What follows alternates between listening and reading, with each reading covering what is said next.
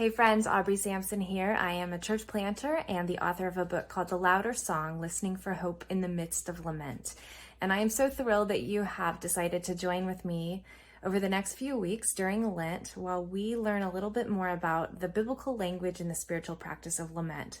We're going to spend some time reflecting on what God has to say about lament. We're going to spend some time pouring our hearts out to God together. And we're going to spend some time listening for God's louder song above the noise of our pain. And I am praying for each of you that God will speak to you tenderly, that God will show up in your own season of grief and heartache and lament, and that God will point you specifically to his resurrection power and his goodness in the middle of the heartbreak that we're all in right now as a nation, and even personally, the things we're walking through as well. And so thank you so much. Can't wait to see how God shows up.